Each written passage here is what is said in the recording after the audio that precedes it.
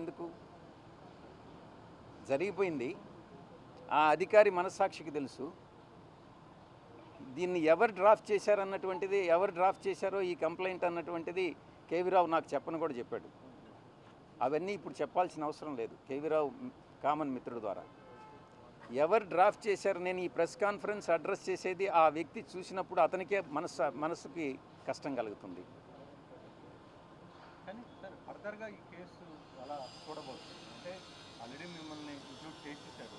So మీరేమో చెప్పాల్సినవి మీకున్న facts అన్ని క్లియర్గా చెప్పారు. సో ఇక్కడితో ఆగిపోద్ది అనుకుంటున్నారా? ఫర్దర్గా కొంత ఇక్కడితో ఆగకపోయినా నాకు వచ్చే నష్టం ఏమి లేదు. నేను ఒక్కటే చెప్తా, వీళ్ళందరూ ఇవన్నీ చెప్తున్నారు కదా, కాల్ రికార్డ్స్ తీయండి, నేను కేవీ రావుతో మాట్లాడినట్టు ప్రూవ్ చేయండి, లేదా కేవీ రావు నాతో మాట్లాడినట్టు ప్రూవ్ చేయండి. నేను ప్రజా దర్బారు పెట్టేటప్పుడు ఎవరు వచ్చి ఉద్యోగాలు అడిగినా ఏది అడిగినా కూడా నేరుగా ఫోన్ చేసేవాడినే, కానీ అంతకు మించి ఏ యొక్క ప్రతిఫలం ఎవరి దగ్గర ఆశించలేదు, ఆశించేవాడిని కూడా కాదు. సాయిరెడ్డి గారికి జగన్తో ఉన్న రిలేషనే ఈరోజు సాయిరెడ్డికి ఇప్పుడు ఇబ్బందులు గురవుతుందంటే అనుకోవచ్చా? కొంతమంది దానికి మా పార్టీలో, అంటే మా గత పార్టీ, నేను ఏ పార్టీలో నుంచి అయితే నేను రిజైన్ చేశానో ఆ పార్టీలో ద్వితీయ శ్రేణి నాయకులు ఎవరైతే ఉన్నారో వాళ్ళు నాకు మా నాయకుడికి మధ్యన అభిప్రాయ భేదాలను సృష్టించి జగన్మోహన్ రెడ్డి గారి మనసుని విరిచేటటువంటి ప్రయత్నం చేసి వాళ్ళు విజయం సాధించారు. 3.5 సంవత్సరం పాటు అవమానాలకు పాలై నేను దిగినటువంటి ప్రతి మెట్టు కూడా కొంతమంది పైకెక్కడం జరిగింది, వాళ్ళు పైకెక్కేదానికి ఉపయోగపడడం జరిగింది. దీంట్లో చాలామంది పాత్రదారులు, సూత్రధారులు ఉన్నారు. దీంట్లో ఈ పార్టీ నుంచి వెళ్ళిపోయిన దానివల్ల నేను ఏ విధంగానూ నష్టపోవట్లా. చిత్తశుద్ధితో ఈ పార్టీలో నేను ఉన్నంతకాలం నేను పనిచేశాను, మనస్ఫూర్తిగా పనిచేశాను. ఇప్పుడు కూడా పార్టీ నుంచి వచ్చిన తర్వాత జగన్మోహన్ రెడ్డి బాగుండాలనే కోరుకుంటున్నాను. కానీ ఈ యొక్క ద్వితీయ శ్రేణి నాయకత్వం, వాటిని ఏమంటారు, వీళ్ళు చుట్టూ ఉండేటటువంటి వాళ్ళని కోటరీ, ఈ కోటరీ నుంచి ఏ రోజైతే ఆయన బయటపడతాడో ఆ రోజు ఆయనకు భవిష్యత్తు ఉంటుంది. లేకుండా ఉంటే భవిష్యత్ అనేటటువంటిది చాలా కష్టంగా ఉంటుంది. ఇంతకన్నా మించి చెప్పగలిగింది ఏం లేదు. ఎక్కడ బయట నుంచి పోయేటటువంటి ఇన్ఫర్మేషన్ ఈ యొక్క కోటరీకి అనుకూలంగా ఉంటే, ఎవరినైనా ఆయనకి పరిచయం చేయాలి, తీసుకెళ్ళాలి అని అంటే ఈ కోటరీ కానీ అంగీకరిస్తే వాళ్ళకి ఏదో ఒక రకంగా నయానో భయానో, లేకుంటే మంచిగానో కాళ్ళు పట్టుకోనో చేతులు పట్టుకోనో, లేకుంటే ఆర్థికంగా ఏదో ఒకటి చేసో వాళ్ళు ఆయన దగ్గరికి పంపిస్తారే కానీ దేవుడి దగ్గరికి, పూజారులు అదర్వైజ్ దేవుడి దగ్గరికి పంపించట్లా. ఇది జరిగేటటువంటిది. ఈ చెప్పేటటువంటి ఒక నాయకుడు అన్నటువంటి వాడు ఈ చెప్పుడు మాటలను నమ్మకూడదు. చెప్పుడు మాటలను నమ్మితే నాయకుడు నష్టపోతాడు, ప్రజలు నష్టపోతారు, పార్టీ నష్టపోతుంది. ఇక్కడ జరిగేటటువంటిది అదే. వైసీపీ పార్టీలో పూజారుల హవా నడుస్తుంది, తప్పకుండా ఏకీభవించకుండా ఉండేదానికి ఏముంది దాంట్లో? ఈ కోటరీ వల్లనే నేను ఆయనకి దూరం అయ్యా.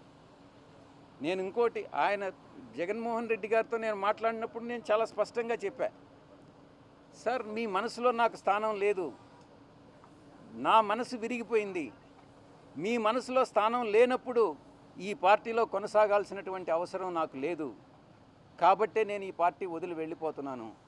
మీ చుట్టూ ఉండే వాళ్ళ చెప్పుడు మాటలు విని మీరు తప్పుదోవ పట్టొద్దు. మీకు ఎవరు నిజాలు చెప్తున్నారు, ఎవరు అబద్ధాలు చెప్తున్నారు అన్నటువంటిది మీరు పూర్తిగా అర్థం చేసుకోండి. అర్థం చేసుకొని మీరు నిర్ణయాలు తీసుకోండి. అప్పుడు మీరు ప్రజలకు ఉపయోగపడతారు. మీరు నాయకులు, అధినాయకులు, ముఖ్యమంత్రిగా 5 సంవత్సరాలు పనిచేసినటువంటి అనుభవం ఉంది. భవిష్యత్తులో కూడా మీరు ఇంకా ప్రజలకు సేవ చేయాలి. కాబట్టి ఈ చుట్టూ ఉండేటటువంటి వాళ్ళ మాటలు వినవద్దు అని నేను ఫోన్లో మాట్లాడినప్పుడు లండన్కి నేను చాలా స్పష్టంగా చెప్పాను. నా మనసు విరిగిపోయింది కాబట్టే నేను పార్టీ నుంచి బయట వచ్చా. కానీ మిమ్మల్ని రాజకీయాలను ప్రయత్నం చేశారా ఏమన్నా? చేశారు. జగన్ గారే ఉండమని చెప్పారు. కానీ విరిగిన మనసు అతకదు కాబట్టి నేను పార్టీ నుంచి వెళ్ళిపోయాను. తిరిగి ఆ పార్టీలో వైఎస్ఆర్ కాంగ్రెస్ పార్టీలో చేరేటటువంటి ఉద్దేశం నాకు లేదు. గర్వాపసి అన్నటువంటిది అప్లై కాదు, నా మనసులో లేదు. వేరే పార్టీ వైపు ఏమన్నా మీరేమన్నా రికమెండ్ చేస్తున్నారా? ఏమన్నా జనరల్ బయట ఉండాలని మీరు బీజేపీలో చేరదనే ప్రచారం ఉంది సార్. మీకు గవర్నర్ ఇస్తాను బ్రాక్ అండ్ కూడా మీకు బీజేపీ ఉంది అనే ప్రచారం నడుస్తున్నారు. నిజమా అబద్ధమా? మీరు భవిష్యత్తులో రాజకీయాల్లోకి వస్తారా? నేనేం చెప్పాను? నేను వ్యవసాయం చేసుకుంటానని చెప్పాను. వ్యవసాయం చేసుకుంటున్నాను. దాని మీద కూడా మీరు పత్రికల వాళ్ళు చాలా కామెంట్స్ చేసినారు. ఈ వ్యవసాయదారుడు ఏందయ్యా ప్యాంట్ వేసుకొని ఇన్షర్ట్ చేసుకొని ఏం వ్యవసాయం చేస్తాడని అని అన్నారు. అంటే వ్యవసాయదారులు మంచి చొక్కా మంచి ప్యాంట్ వేసుకోకూడదా మీ దృష్టిలో? అలాంటప్పుడు వ్యవసాయదారుని మీరు కించపరిచినట్టు కాదా? గోచిపెట్టుకొని చేస్తేనే వ్యవసాయమా? అర్థం చేసుకోవాలి. మనోభావాలను దెబ్బతీయకూడదు. వ్యవసాయం అని అంటే వ్యవసాయమే. నేను నిజంగా కూడా అదే చేసుకుంటున్నాను. ఇప్పటి వరకు ఈ రోజు వరకు నేను వేరే రాజకీయ పార్టీలో చేరేటటువంటి ఉద్దేశం లేదు.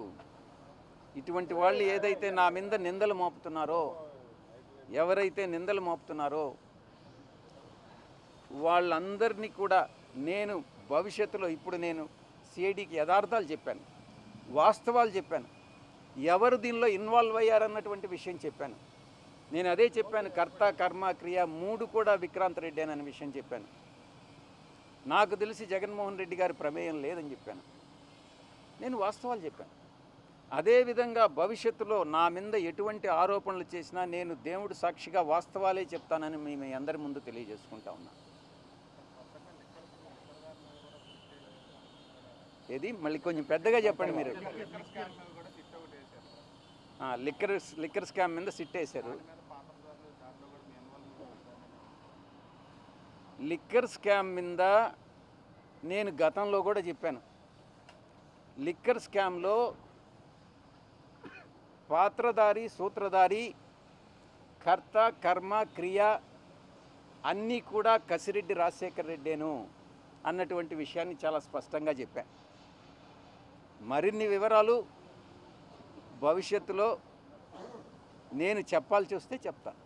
కానీ ఇప్పుడు అంటే ఇంతకాలంలో ఎప్పుడు ఈ సబ్జెక్ట్లో మాట్లాడని సాయిరెడ్డి గారు ఇప్పుడు సడన్గా పాత విషయాలు కూడా తెర మీదకి చెప్పే ప్రయత్నం జరుగుతుంది. దానివల్ల మీకు ఏమైనా ఇబ్బంది కలగదా? అంటే ఏ పత్రిక నుంచి? ఆర్టీవీ. మీరేమన్నా నన్ను ఉరేస్తారా? ఎవరు ఉరేయాల్సి లేదంటే కొడతారా, చంపేస్తారా? చెప్పండి. ఆర్టీవీ రవిప్రకాష్ కదా, రవిప్రకాష్ ఏమన్నా ఉరేసేస్తాడా నన్ను? ఎందుకు వేస్తారు? అయితే భయం ఎందుకు? భయము అనేటటువంటిది ఈ బ్లడ్లోనే లేదు. భక్తి అనేదే ఉండింది, ఇప్పుడు కూడా ఉంది. భక్తి ఇంతకుముందు నాయకుడి మీద ఉండింది, ప్రేమ ఉండింది. కానీ ఇప్పుడు ఓన్లీ దేవుడి మీదనే ఉంది, వెంకటేశ్వర స్వామి మీద. ఎందుకనంటే మనసు విరిగిపోయింది. అన్ని కష్టాలకి ఓర్చుకొని నాకు ఇన్ని పదవులు ఇచ్చాడు, నేను కాదనలా. కానీ అవమానాలు, నేను పడ్డ కష్టాలు అన్నీ కూడా ఒక్కసారి తలుచుకుంటే మనసు విరిగిపోయే బయట వెళ్ళిపోయారు. వ్యవసాయం so many years you are both are together కదా. చాలా కష్టాల్లో ఉన్నప్పుడు మీరు దగ్గర ఉండి చాలా అన్నీ చూసినారు, అంతా తెలుసు. కానీ ఇప్పుడు ఏదో చిన్న ఇష్యూలతో మనసు విరిగిపోయిందని జీవిత భాగస్వాములే విడాకులు తీసుకొని వెళ్ళిపోతున్నారు. మీ సంగతి ఏదో నాకు తెలీదు. ఇంకా నేను ఇన్ని తరాలుగా ఉండింది, కాస్త 3 తరాలుగా నేను కాదనలా. కానీ ఆత్మ గౌరవం ఆత్మవిశ్వాసం 2 ముఖ్యం. నేను ప్రలోభాలకు లొంగల. మా నాయకుడు నన్ను ప్రలోభాలకు లొంగావన్నాడు, నేను భయపడ్డానన్నాడు, నేను భయపడలా. ఇంకోటేది ప్రలోభం, భయం, విశ్వసనీయత కోల్పోయానన్నాడు. విశ్వసనీయత కోల్పోలే. ఆ 3 యథాతిథిగా అప్పుడెట్టున్నాయో ఇప్పుడు అలాగే ఉన్నాయి. మా నాయకుల్లోనే మార్పు ఉంది. థ్యాంక్ యూ, ధన్యవాదాలు. జగన్మోహన్ రెడ్డి గారి కోటరీ అంటే ఈ రాష్ట్రంలో వైఎస్ఆర్ కాంగ్రెస్ పార్టీ కార్యకర్తలు. జగన్మోహన్ రెడ్డి గారి కోటరీ అంటే ఈ రాష్ట్రంలో వైఎస్ఆర్ కాంగ్రెస్ పార్టీ మొదటి నుంచి 14 సంవత్సరాలుగా జగన్మోహన్ రెడ్డి గారి కోసం, పార్టీ కోసం కష్టపడి పనిచేస్తున్నటువంటి కార్యకర్తలే జగన్మోహన్ రెడ్డి గారి కోటరీ. నిజంగా కోటరీలు సరే పోనీ ఎవరో ఏమన్నారనేటువంటిది పక్కన పెడదాం. ఏ రాజకీయ పార్టీలో ఏ నాయకుడి పక్కన కోటరీ ఉండదు చెప్పండి? చంద్రబాబు నాయుడు పక్కన కోటరీ లేదా? అసలు రాజకీయం కాదు, అసలు ఏ ప్రొఫెషన్లో కోటరీ ఉండదో చెప్పు. ఉదాహరణకి మీ ఏబిఎన్ ఉంది, మీ రాధాకృష్ణ గారి చుట్టూ కోటరీ ఉండదా? ఉంటుంది కదా. ఇగో మా విశాఖపట్నంలో రామకృష్ణ ఇలా చేస్తున్నాడు, లేకపోతే ఇంకో దగ్గర ఇంకోటి ఇలా చేస్తున్నాడు చెప్పేవాడు చేసేవాడు ఉండడా చెప్పు. సో కోటరీలు అనేటువంటివి ఈ ప్రజాస్వామ్యంలో, ఈ వ్యవస్థలు అన్నింటిలోని ప్రతి స్థాయిలో, ప్రతి వ్యవస్థలో, ప్రతి దగ్గర ఉండేటువంటిది. సరే, ఆ కోటరీల గురించి ఎవరు మాట్లాడాలి? దూరం నుంచి చూసిన వాళ్ళు, లేకపోతే ఆ కోటరీలో లేని వాళ్ళు మాట్లాడాలి తప్ప మొన్నటి వరకు ఆ కోటరీలో ఉన్నటువంటి మనం మాట్లాడితే ఎలా చెప్పు? ప్రజలు హర్షిస్తారా? ఒప్పుకుంటారా? సో ఇవన్నీ కూడా ఆలోచించి మాట్లాడుంటే బాగుండేది. సరే, ఇంకా పార్టీ నుంచి రాజీనామా చేసి వెళ్ళిపోయిన తర్వాత అంతకంట ఇదిగా మాట్లాడతారని అనుకోవడం మన అమాయకత్వం అంతే. ఎవరి మనసు తిరిగింది? ఎందుకు విరిగిపోయింది? ఇంకెవరి మీద ఎప్పుడన్నా ఇంకొల మీద ప్రేమ పుడితే మన మనసులు ఇరిగిపోతుంటాయి. అదే మాకు తెలియాలి. నువ్వు ఆయన అడగాలి, నేనే చెప్తాను. చేసుంటాను. పార్టీలో పనిచేసినప్పుడు వివిధ హోదాల్లో, వివిధ స్థానాల్లో పనిచేస్తుంటాం. ఇప్పుడు నీకు ఒకరి మీద మనసు ఇరిగిపోయిందని అంటే ఇంకొక మీద ప్రేమ పుడితేనే ఇక్కడ మనసు ఇరిగిపోతుంది. అది ఎవరి మీద ప్రేమ పుట్టిందో, ఎవరి మనసు దేనికి ఇరిగిపోయిందో అనేటువంటి త్వరలో తెలుస్తాయి మనకి. అవన్నీ చూస్తాం కదా రాజకీయాల్లో. నిన్న కూడా వారు మాట్లాడుతూ చెప్పారు. ఏం చెప్పారు? ఈ రోజు వరకు ఏ నిర్ణయం తీసుకోలేదు అంటే, ఈ రోజు అంటే నిన్నటి వరకే కదా. సరే, నేను అవన్నీ నా నిర్ణయం కాదు కదా. సో ఏదేమైనప్పటికీ మనసు విరిగిపోవడానికి, లేకపోతే ఇంకోటి అయిపోవడానికి వైఎస్ఆర్ కాంగ్రెస్ పార్టీలో ఉన్నంతకాలం అత్యంత కీలకమైనటువంటి స్థానాల్లో వారు పనిచేశారు. సరే, వారు మాట్లాడినప్పుడు, ఢిల్లీలో మాట్లాడినప్పుడు నేను ఇంక రాజకీయం మాట్లాడదలుచుకోలేదు, వ్యవసాయం మాత్రమే చేస్తానని చెప్పారు. సరే, అలాగే అనుకున్నాం. మరి నిన్నటి పరిస్థితులు అయితే దానికి భిన్నంగా కనిపించాయి నాకైతే. సో నిన్న భిన్నంగా కనిపించిన తర్వాత ఈ కొత్త మాటలన్నీ మనసు ఇరిగిపోయింది, లేకపోతే ఇంకోటి అయింది అన్న తర్వాత ఇంకో మీద ప్రేమ పుడితేనే మనసు ఇరిగిపోవాలి. మరి నా వ్యక్తిగతమైనటువంటి అభిప్రాయం.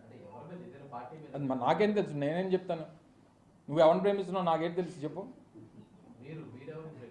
నేను జగన్మోహన్ రెడ్డి గారిని ప్రేమిస్తున్నాను. మరి నేను ఆయన ప్రేమిస్తున్నాను, నేను అది చెప్పగలను. కానీ నువ్వెవరిని ప్రేమిస్తున్నావు నేనే చెప్తాను. మరి నేను ఎప్పుడు వినలేదు ఆ డైలాగ్. నేను కూడా అదే అంటున్నా. ఇప్పుడు రాజకీయాల్లో మొన్న జరిగినటువంటి పరిణామాలు, వచ్చినటువంటి ఫలితాల తర్వాత అనేక పరిణామాలు చూసాం. గడిచినటువంటి 9 మాసాల్లో వైఎస్ఆర్ కాంగ్రెస్ పార్టీ ఓడిపోయిన తర్వాత అనేక పరిణామాలని ఎదుర్కొన్నాం. చాలామంది పార్టీ నుంచి వెళ్ళిపోయారు, రాజీనామా చేసి వెళ్ళిపోయారు, లేకపోతే ఇంకోటి వారు ఏదో మాట్లాడితే వెళ్ళిపోయారు. వెళ్ళిపోయినటువంటి వారందరూ, నేను ఎవరో ఒకరి గురించి మాట్లాడలేదు. మొన్న ఇదే జగన్మోహన్ రెడ్డి గారు 2024లో కూడా అధికారంలోకి వచ్చుంటే ఇది జరిగేదా? 2024లో మళ్ళీ జగన్మోహన్ రెడ్డి గారు అధికారంలోకి వచ్చి మళ్ళీ రెండోసారి ముఖ్యమంత్రి అయి ఉంటే ఈ గడిచినటువంటి 9 మాసాల్లో వైఎస్ఆర్ కాంగ్రెస్ పార్టీ నుంచి వెళ్ళిపోయినటువంటి నాయకులు వెళ్ళిపోయేవారా? వెళ్ళిపోయినటువంటి వారు ఈ రకంగా మాట్లాడేవారా? ఈ రకంగా జగన్మోహన్ రెడ్డి గారి మీద మాట్లాడేవారా? ఈ పరిస్థితులన్నింటినీ కూడా లేవనెత్తేవారా అనేటువంటిది ఒకసారి మనం మనస్సాక్షిని అడుక్కోవాలి. నేను ఏ ఒక్కరి గురించి నేను మాట్లాడలేదు. సహజంగా రాజకీయ పరిస్థితుల గురించి నేను ప్రస్తావిస్తూ ఉన్నా. సో వెళ్ళిపోయినటువంటి వారు ఇంతకంట ఇదిగా మాట్లాడతారనుకోవడం మా అమాయకత్వం, మీ అమాయకత్వం. అందుకే సార్ అసలు వ్యవసాయం చేసుకుంటాం అంటారు కానీ ఒకవైపు మీకు సాయం చేసేటట్లే కనిపిస్తున్నారు. ఇంకోటి అంటారు ఎందుకంటే మీకా? జగన్మోహన్ రెడ్డి అధికారంలో రావాలని కోరుకుంటున్నారట కదా. ఎవరన్నారు? నేను అది వినలేదు. అది అదే జగన్మోహన్ ఢిల్లీలో అన్నారు, ఢిల్లీలో అన్నట్టుగా చూస్తాను. అదే మాట కదా సార్. అదే నేను ఇందాక కూడా చెప్పింది అదే. ఢిల్లీలో వారు మాట్లాడినటువంటి మాటలకి నిన్న విజయవాడలో మాట్లాడినటువంటి మాటలకి చాలా వ్యత్యాసం కనబడింది అనేటువంటిది నా అభిప్రాయం. సో ఏదేమైనప్పటికీ సరే, ఈ కోటరీ గురించి కానీ లేకపోతే ఇంకోటి గురించి మాట్లాడినప్పుడు మనం కూడా ఆ స్థాయిలో మనం పనిచేసాం కదా, ఆ స్థాయిలో ముఖ్యమైనటువంటి పాత్ర పోషించాం కదా. ఒకవేళ నిజంగా నిన్న వారు మాట్లాడినప్పుడు ఏమన్నారు, ఈ ఏదైతే వారు మెన్షన్ చేసినటువంటి కోటరీ అనేటువంటి మాట్లాడారో లేదా పూజారులు అనేటువంటి మాటలు మాట్లాడారో, మొన్నటి వరకు ఆ పాత్రలో మనం కూడా పనిచేసాం కదా. మరి చేసినప్పుడు మరి మనం ఏం చెప్పుంటాం, మనం ఏం చేసుంటాం అనేటువంటిది కూడా ఒకసారి అంటే పార్టీ నుంచి వెళ్ళిపోయిన తర్వాత ఈ ఇంతకంట బెటర్గా మాట్లాడతారు లేకపోతే ఇంకా జగన్మోహన్ రెడ్డి గారు ఇచ్చేస్తారు అనేది నిన్న మాట్లాడిన తర్వాత వారు ఏదో ఒక ఆయన వ్యవసాయం చేసుకోబోట్లేదు, రాజకీయం చేయబోతున్నారు అనేటువంటిది నాకు వ్యక్తిగతంగా అర్థమైంది. ఆయన అయితే వ్యవసాయం చేయబోడు, ఆయన రాజకీయం చేస్తారనేటువంటిది నాకు నిన్న వారి మాటల ద్వారా అర్థమైంది. సార్ అంటే అతని కారణంగానే ఉత్తరాంధ్రలో మరి నువ్వు నేను ఓపెన్ హార్ట్ పెట్టుకున్నాను చెప్పండి. ఉత్తరాంధ్రలోని పార్టీకి 2 స్థానాలు వచ్చాయి. అందుకే అనుకోవచ్చా పార్టీ భ్రష్టపడడానికి కూడా అతనే కారణమా ఉత్తరాంధ్రలో? మొన్న చంద్రబాబు నాయుడుకి 2019లో 23 స్థానాలు వచ్చాయి. ప్రతిపక్ష హోదా వచ్చింది. సరే, ప్రతిపక్ష హోదా రావచ్చు, ఓట్లు ఎన్ని వచ్చాయి చూసాం, అన్నీ జరిగాయి. సరే పక్కన పెట్టి ఇవన్నీ ఏదేమైనప్పటికీ ఎన్ని సీట్లు వచ్చాయి ఏది వచ్చాయి అనేటువంటి పక్కన పెట్టేస్తే అధికారం ఉన్నప్పుడు ఒకలాగా, అధికారం లేనప్పుడు ఒకలాగా. రాజకీయాల్లో అందులోని ప్రజాస్వామ్యంలో ఎప్పుడూ అధికారం అనేటువంటిది మనతో ఉండిపోదు కదా. ఒకసారి ప్రతిపక్షంలో ఉంటాం, సరే జరిగినటువంటి పొరపాట్లు ఏమైనా సరిదిద్దుకుంటాం, ప్రజల్లోకి వెళ్తాం, ప్రజలకు చెప్పుకుంటాం, మళ్ళీ అవకాశం ఇస్తారు ప్రజలు. It's a continuous process. ఒకసారి ప్రతిపక్షం, ఒకసారి రాత్రిపూట పగలొస్తుంది, పగలిపోతే రాత్రి వస్తుంది. దాని గురించి ఎక్కువగా మనం ఆలోచన చేసి దాని గురించి పొరపాటు చేసుకొని అమ్మో అధికారం పోయింది కదా. ఇప్పుడు సొసైటీలో కూడా ఏమైపోయిందనంటే అంటే రాజకీయాల్లో మూడు పార్టీలు ఉన్నాయి ఇప్పుడు. అంటే ఒకటి కూటమి అనుకో, ఆ 3 పార్టీలు కలిపి ఒకటి. గ్రామాల్లో కానీ మధ్య మనం చూస్తున్నాం రాజకీయాల్లో వైఎస్ఆర్ కాంగ్రెస్ పార్టీ ఒక వర్గం ఉంటే, తెలుగుదేశం పార్టీ మిగిలిన రాజకీయ పార్టీలు ఒక వర్గం ఉంటే, అధికార పార్టీ వర్గం ఒకటి తయారైంది కొత్తగా. అంటే వాళ్ళకి పార్టీలతో పని లేదు, ఏ పార్టీ అధికారంలో వస్తే ఆ పార్టీ. ఇది అధికార పార్టీ బ్యాచ్ ఇది. వీళ్ళకి ఏంటంటే వీళ్ళు ఏ పార్టీ అధికారంలో ఉంటే ఇంకా వాళ్ళు అంటే ఒక సెకండ్ ఒక నిమిషం మనం అధికారం లేకుండా ఉండలేమనేటువంటిది. అంటే వాళ్ళు ఫైటింగ్ నేచర్ కానీ లేకపోతే ఫైట్ చేయాలనేటువంటి తపన కానీ లేకపోతే ప్రజల పక్షాన్ని నిలబడాలి, ప్రతిపక్షం చూడాలనేటువంటి ఆలోచనలు కొంతమందికి ఉండవు. అందుకనే గడిచినటువంటి 9 మాసాలుగా అనేక మంది ఈ పార్టీ నుంచి వెళ్ళిపోయినటువంటి వారు అనేక కారణాలు చెప్పి వెళ్ళిపోతూ ఉన్నారు. ప్రతిదానికి ఏంటి వాళ్ళకి ఉన్నటువంటి కారణం జగన్మోహన్ రెడ్డి గారు. జగన్మోహన్ రెడ్డి గారిని బూచికిని చూపించి వెళ్ళిపోయేటువంటి ప్రయత్నం. సరే ఇంక వెళ్ళిపోయినప్పుడు వేరే ఎంతకంటే ఇదిగా మాట్లాడతారని కూడా మన అమాయకత్వం అంతే. కాకినాడ సీఫుడ్ వ్యవహారంలోని సుబ్బారెడ్డి కుమారుడి పాత్ర ఉందని చెప్తున్నారు. తనకి ఏ పాపం తెలియదు అంటారు మీ మాజీ ఎంపీ. సరే ఏది ఉన్నా ప్రభుత్వం వాళ్ళది. ఎవరి పాత్ర ఉంది, ఎవరున్నారు, ఎవరి పేర్లు ఉన్నాయి, ఎవరెవరు ఇన్వాల్వ్మెంట్ ఉంది, ఇవన్నీ అనేక రకాలైనటువంటి ప్రశ్నలు నీకు ఉన్నాయి కదా, నీతో పాటు ప్రజలకి ఉన్నాయి. ప్రభుత్వం వాళ్ళదే కదా. హిట్ టీవీ యాప్, ఇందులో short news, live news, entertainment shows, movies, digital magazines తో పాటు మీ జిల్లా వార్తలను కూడా ఫ్రీగా చూడొచ్చు. అంతేకాదు కేజీ నుంచి పీజీ వరకు విద్యార్థులకు స్కాలర్షిప్ కూడా అందిస్తున్నాం. ప్రతి వారం 10 మందికి లక్కీ డ్రా ద్వారా ఒక్కొక్కరికి 10,000 రూపాయలు అందిస్తున్నాం. ఇంకెందుకు ఆలస్యం, వెంటనే హిట్ టీవీ యాప్ ని డౌన్లోడ్ చేసుకుని ఫ్రీగా ఎంటర్టైన్మెంట్ పొందండి. Hit TV app. Hit TV app. Please download hit TV app. Hit TV యాప్ని ఫ్రీగా డౌన్లోడ్ చేసుకొని ఎంజాయ్ చేయండి. మీకు నచ్చిన ఎంటర్టైన్మెంట్ కోసం హిట్ టీవీ యాప్ ని ఫ్రీగా డౌన్లోడ్ చేసుకుని ఎంజాయ్ చేయండి. హిట్ టీవీ యాప్ని డౌన్లోడ్ చేసుకుని ఆస్వాదించండి, ఆశీర్వదించండి. ఇంతమంది సెలబ్రిటీలు హిట్ టీవీ యాప్ ని డౌన్లోడ్ చేసుకోండి అని చెప్తున్నారంటే ఎంత మంచి యాప్ ఆలోచించండి. అమెరికా అమెరికా అమెరికా అమెరికాలో చదవాలనుకునే వాళ్ళకి విశ్వసనీయమైన పేరు మన శౌర్య కన్సల్టెన్సీ. UK లో 1 year masters, UK లో 1 year masters, 2 years work permit up to 5 years visa. Contact Saurya Consultancy. Contact 89851 89851.